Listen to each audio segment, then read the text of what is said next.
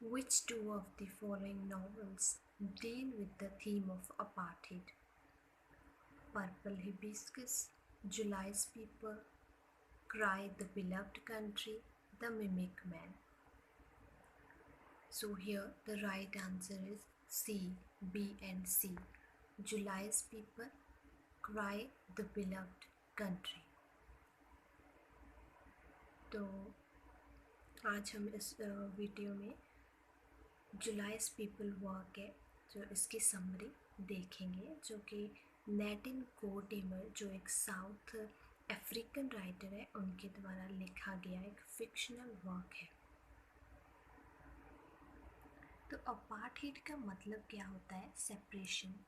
तो ये जो वर्ड है वो सेपरेशन के लिए यूज़ किया जाता है अपार्थाइड। और साउथ अफ्रीका में क्या है, ये वर्ड एक रेशियल डिस्क्रिमिनेशन के लिए यूज़ किया जाता है। ठीक, यहाँ पे हुआ क्या था कि 1954 में जो साउथ अफ्रीका की गवर्नमेंट है उसने जो ब्लैक पीपल्स हैं उन्हें राइट्स दिए कि वो भी कुछ प्लेसेस पे जो वाइट्स की तरह प्रॉपर्टी है जो ऑन कर सकते हैं, जो राइट उन्हें पहले नहीं मिला हुआ था।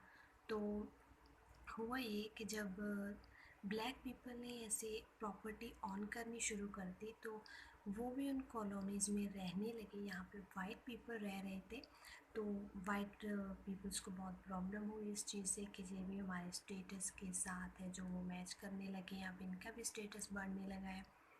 तो वो इस चीज़ को ख़त्म करना चाहते थे, बट जो ब्लैक्स है वो इस चीज़ को बनाए रखना चाहते थे। तो एक जो टसल है वहाँ पे शुरू हो गया और वायलेंस है जो वो भी अफ्रीका में शुरू हो गई। तो इसी चीज़ पे बेस्ड है जो नॉवल लिखा गया है जुलाइस पीपल नेटिन कोडेमर के द्वारा।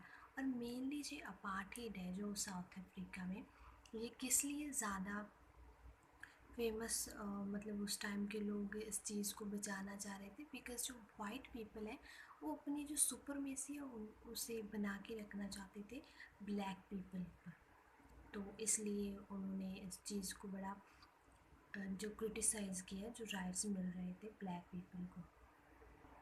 तो चलिए अब हम जानते हैं राइटर नेटिन कोडेमर के बारे में। जो नेटिन कोडेमर है ये एक साउथ अफ्रीकन राइटर है, जैसे कि मैंने आपको पहले भी बताया है। तो ये राइटर क्यों इम्पोर्टेंट है इतने? बिकॉज़ ये एक नोबेल लॉरेट है, इन्हें नोबेल प्राइज़ है जो मिला है 1991 में मिला था।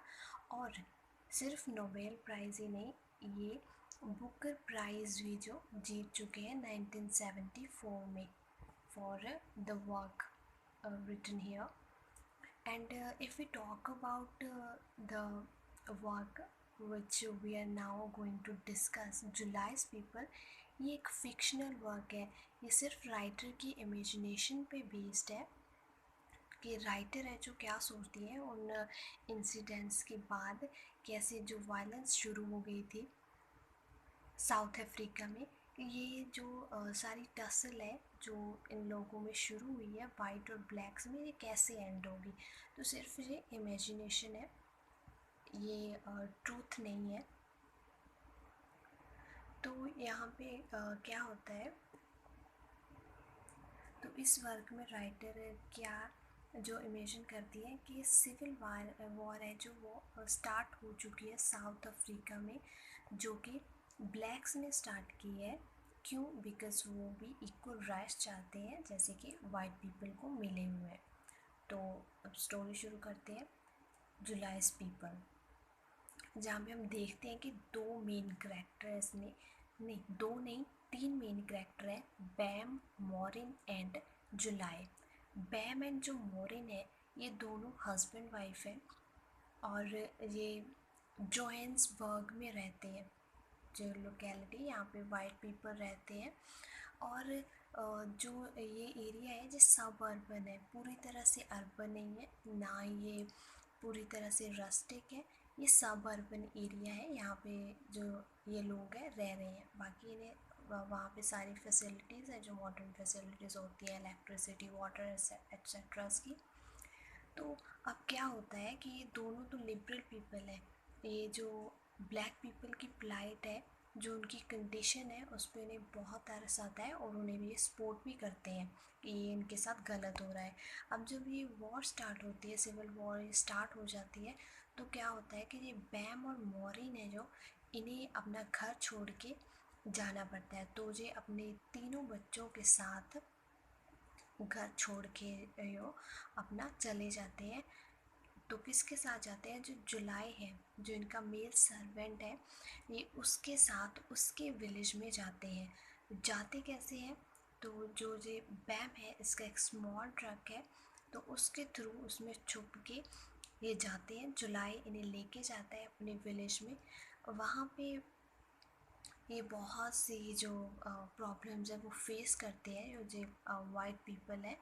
इन्हें वहाँ पे सैनिटेशन तो बिल्कुल भी नहीं है, सफाई बिल्कुल नहीं है। वहाँ पे जो गंदगी है हर्ट्स की, तो उसमें रहना पड़ता है। वहाँ पे बहुत से इंसेक्ट्स होते हैं और बहुत ही ज़्यादा गर्मी होती है। तो इन दोनों के लिए, बैम और मॉरिन के लिए, वहाँ पे रहना बहुत मुश्किल हो रहा था।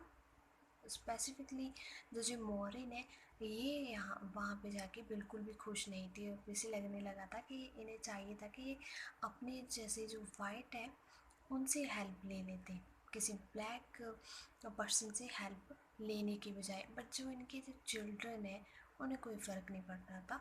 वो आराम से जैसे वहाँ के ब्लैक चिल्ड्रन खेला करते थे मड में, वैसे ये मस्त होके खेला करते थे।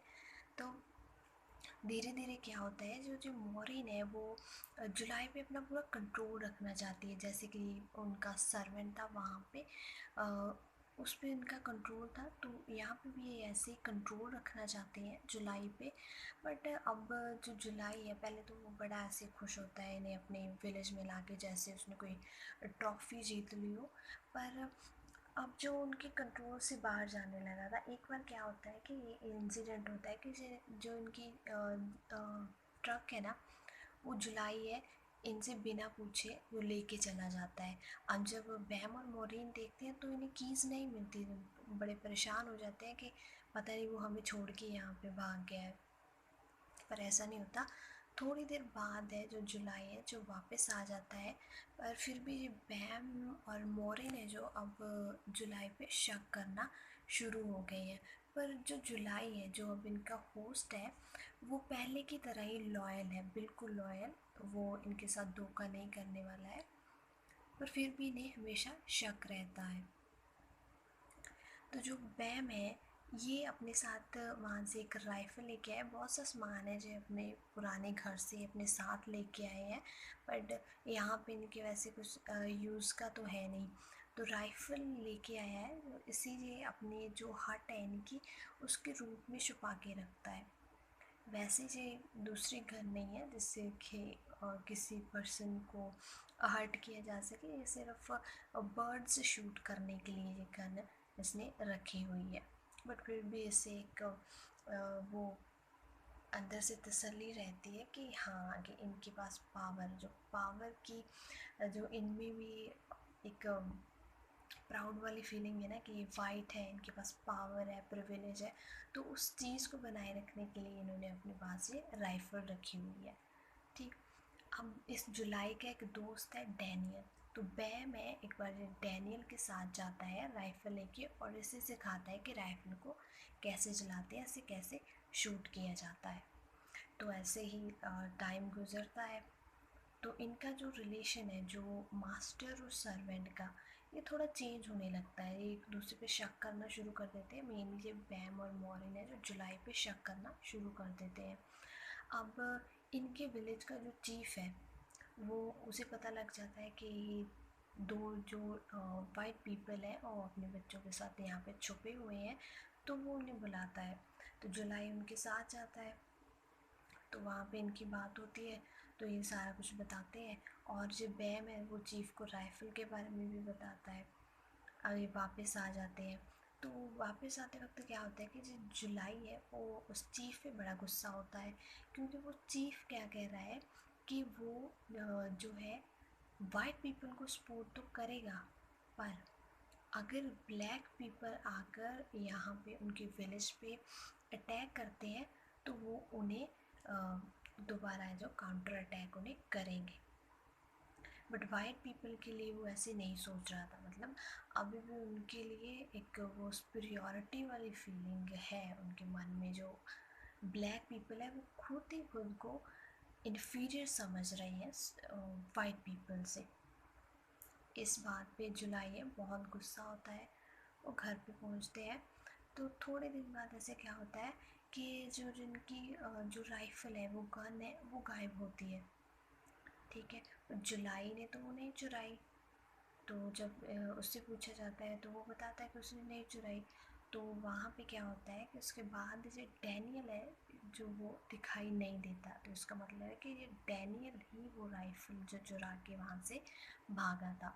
अब दिन ऐसे गुजर रहे थे और मॉरिन बहुत परेशान हो रही थी उस माहौल में रहकर। तो इसका एंड क्या होता है नॉवेल का, कि क्या होता है कि एक हेलीकॉप्टर है, उसकी आवाज़ सुनाई देती है, पूरा विलेज उसे देखने के लिए इकट्ठा हो जाता है।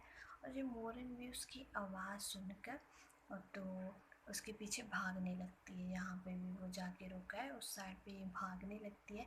इसे कुछ याद नहीं रहता अपने बच्चों के बारे में या अपने हस्बैंड के बारे में, बस ये उस हेलीकॉप्टर की तरफ भागने लगती है।